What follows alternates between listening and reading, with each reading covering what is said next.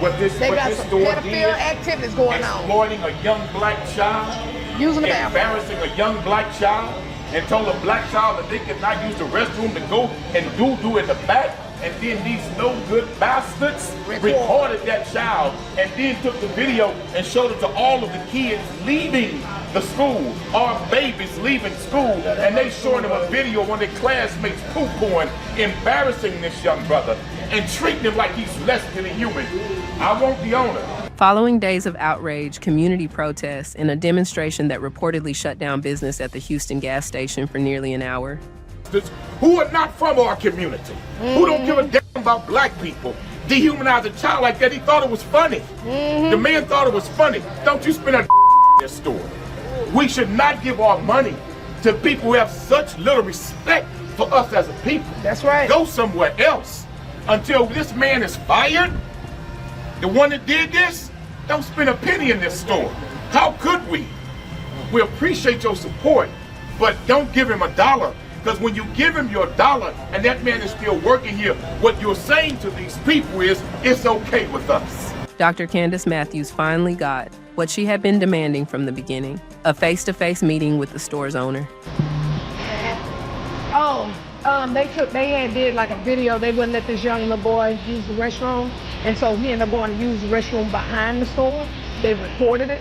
The young man before, he's showing video of that child. And then the little boy had to wipe his butt on the ground. A naked video on that child. They did. And was showing it to the school kids. Yeah. Coming from Alex on Smith video. School. So everything stuff. And made fun and was laughing behind the counter. After accusing the business of humiliating a young child and demanding accountability, Matthews sat down with store owner Ali, along with his attorney, to get answers directly from the source. And he told us that you was coming and you never showed up. I was in Cleveland, Texas at the time. So why didn't he tell us that? Because then if he would have told us that, then we could have got you and we could have reset this a whole nother time. You know what I'm saying? You're asking me to be liable for his decision. No, that's not what I'm talking about. That's not what we're talking about. What he did was really after his correct. Yeah. He could be a real, yeah, so basically the reason why that we wanted to speak with you, because like I said, when we pull up, even myself, when I pull up on businesses or anything of that matter, right? I want to talk to the owner first because I want to know what's your plan of action. What is it have you done? What is it that you did in regards to what your employee did? From the start, Matthews made it clear that this meeting should have happened much earlier. She told the owner that when community leaders show up over allegations involving a child, silence only creates more anger, more confusion, and more distrust. So I try to give you that opportunity to let us know what is it that you have in place. You see what I'm saying? By you not showing up, by you not calling us, at least letting us know, hey, I'm in Cleveland, hey, I can set up something with you at this time. That would have been perfect to, do it like that. But it looked real disrespectful. You see what I'm saying? And that's why we did what we did. According to Matthews, if the owner had come forward during the protest, much of the tension could have been avoided.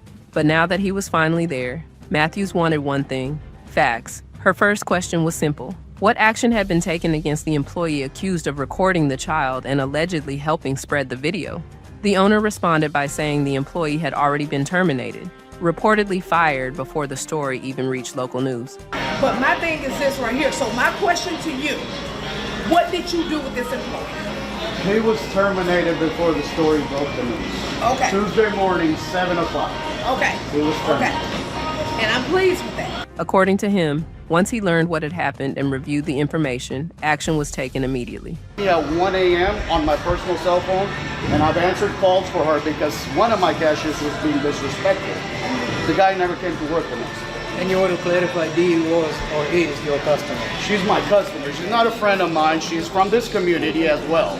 She's right around the corner. She lives right around. She's known me for almost 10 years now. Matthews acknowledged that response, saying she was pleased to hear that the employee was no longer working there. But the conversation didn't stop there. Matthews told the owner that members of the community had also raised concerns about customer treatment at the gas station, including complaints about employees being rude and people allegedly being denied restroom access. Also, it's been other people coming to us in the community. Like I said, I'll be straight up with you. There's other people that coming to us in the community stating that you don't let them use the restroom, stating that that your people that work in here are rude and things like that. Now, they did tell me that you're not here all the time. They said that normally you be at the color location or you be at your other locations. They did say that, right? So my question is, what is it that you're going to put in place to alleviate, the community saying this about your gas station? She then asked the owner what changes he planned to put in place to make sure something like this never happened again. In response, the owner said he was already updating company policies and employee training procedures. Dr. Candace, can I say something? Yes, go ahead, When sir. I met the HPD detective, the scenario he gave me was the child used the restroom at a public sidewalk, accessible to anybody. He said this is a male child, 13 or 14 years old. 13. 13. Let's say there's a 10-year-old girl walking on the same sidewalk while he's doing his business. The police said, who's liable in this situation? The store owner? Because he's not allowing people, he's got surveillance cameras all around it. That situation right there, I understand where you're coming from with that. It's a public sidewalk. But the issue is what your employee did. And we took action for that. That's the issue. And I put my trust in HPD to do their job properly. If there was a crime committed, I think they'll get to the bottom of it. Oh, absolutely. And they'll charge the necessary people. So Absolutely. like Dr. Candace said, we'll agree to disagree. That has an opinion. Yeah, the issue that we are pretty much on the same page with is that what your employee did, and then what your employee did, that is not something that you agree with. What your employee did, your employee put a picture of this child taking a dump right here on your thing. Absolutely. So that's not something that you agree with, correct? No, I think it's very wrong to ever bully a child. Absolutely. He also promised Matthews that those new policies would be ready within days and would be shared with the community. We're always updating our company policies to make our company better. Like Dee said, she spoke to you directly. I'm a man of righteousness. If I ever feel any of my customers disrespected by any of my employees, those employees are fired on the spot. He has called me at 1 a.m. on my personal cell phone, and I've answered calls for her because one of my cashiers was being disrespectful. The guy never came to work the next day. And you want to clarify, Dee was or is your customer? She's my customer. She's not a friend of mine. She's from this community as well.